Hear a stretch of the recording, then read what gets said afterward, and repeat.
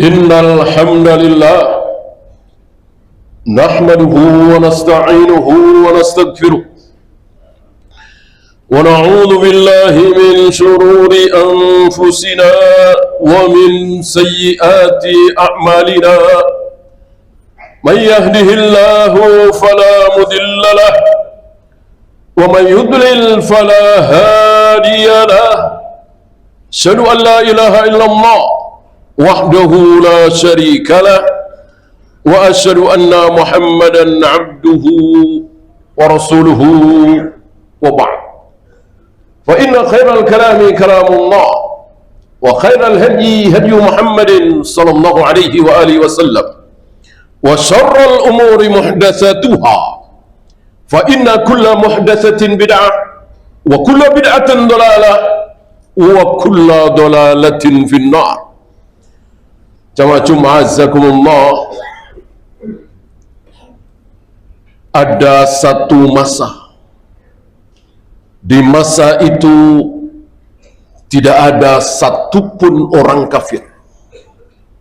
Hari itu tidak ada satupun orang Buddha, orang Hindu, orang Konghucu, Yahudi, Nasrani, tidak ada. Belum ada. Seluruh manusia hari itu adalah Muslim, menyembah Allah satu-satunya, tidak ada satupun yang berbuat syirik.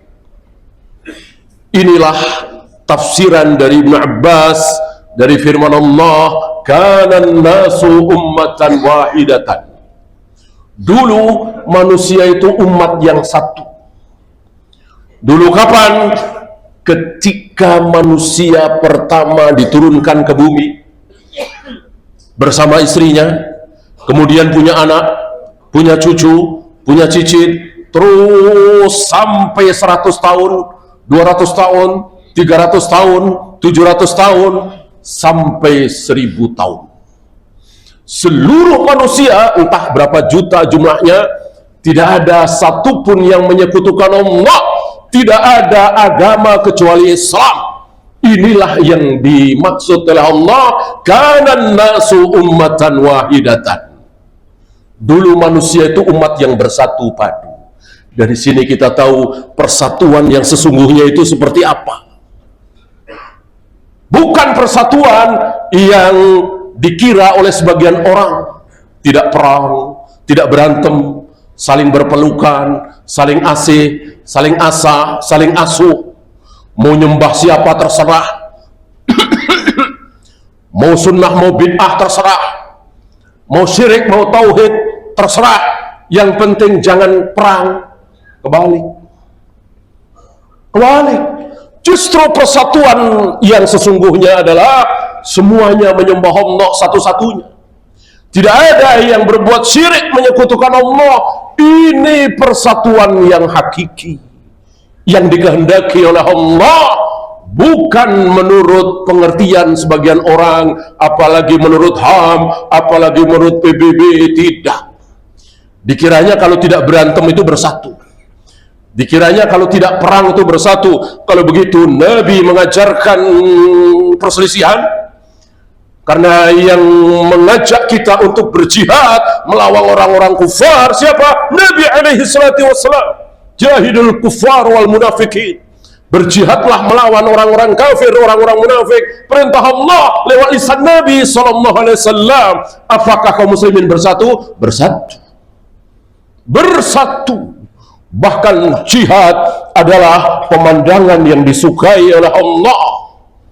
Bahkan memakai pakaian sutra yang dilarang, berjalan menyombongkan diri yang dilarang, di saat jihad halal. Nabi pernah menyaksikan bagaimana Abu Dujanah ketika hendak duel mengawali perang 1 lawan 1, berjalan dengan menyombongkan diri. Nabi mengatakan, Allah tidak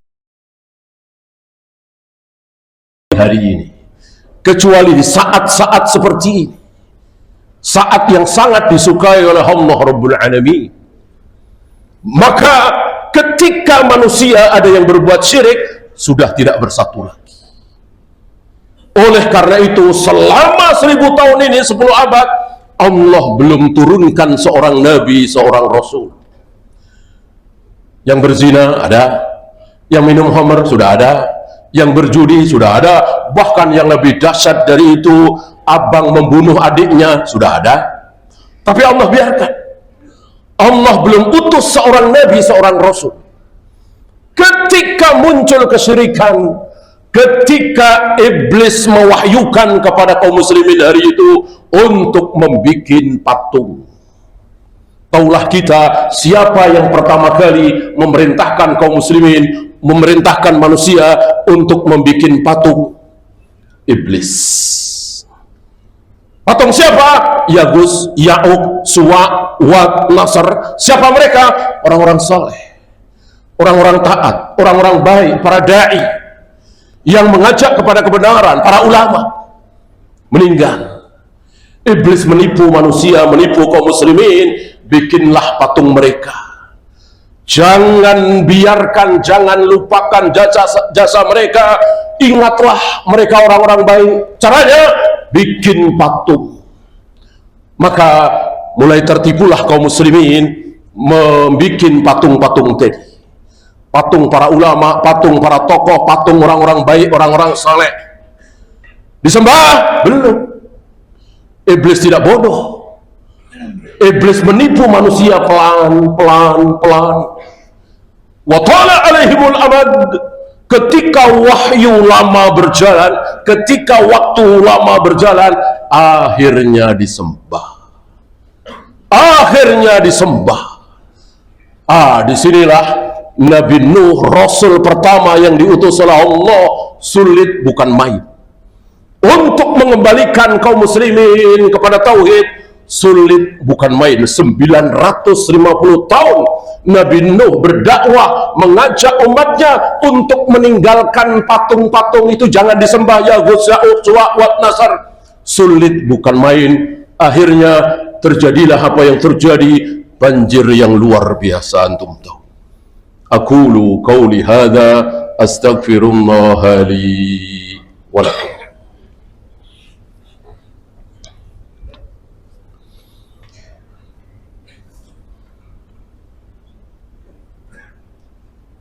Alhamdulillah hamdan katsiran tayyiban mubarakan fih kama yuhibbu rabbuna wa yarda.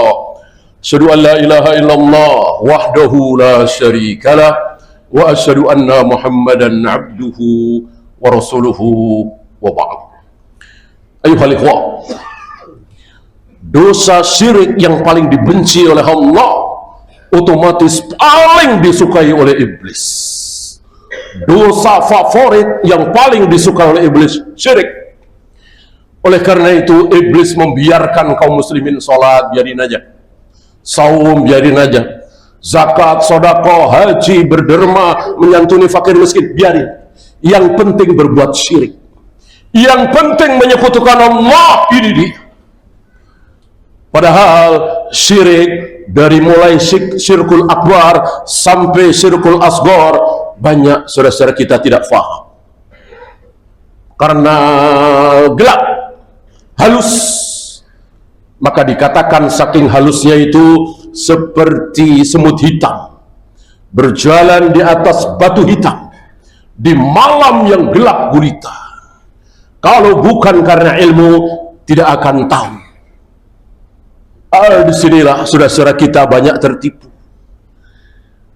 Ditipu oleh setan, oleh iblis,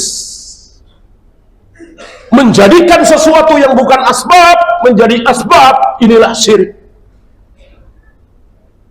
Kalau mau buka toko pertama kali, jangan asal-asalan lihat hari. Kalau ada yang datang pertama kali ke toko kita mau ditawar semurah apapun, kasih, karena ini mendatangkan rizki. Ini bagian dari syirik, karena itu bukan asbab. Bukan asbab dijadikan, diyakini sebagai asbab. Inilah syirik. Kalau kita meyakini bahwa dagangan akan laris kalau kita jualannya murah, tempatnya bagus, makanannya enak, ini tidak syirik, itu asbab. Tapi tentang hari, tentang jam, tentang cara-cara seperti tadi, ini bukan asbab. Kok diyakini sebagai asbab? Syirik. takut dengan angka 13, takut terhadap angka 4, ini jelas syirik karena bukan asbab dijadikan asbab. Beda dengan takut dengan ular berbisa, takut dengan orang gila yang ngamuk, takut dengan singa, ini tidak syirik karena itu memang asbab. Syirik adalah meyakini ini terkecil ini. Jadi antum jangan mengira syirik adalah menyembah batu, menyembah pohon, menyembah pantai selatan. Bukan cuma itu. Meyakini sesuatu yang bukan asbab dijadikan asbab termasuk syirik.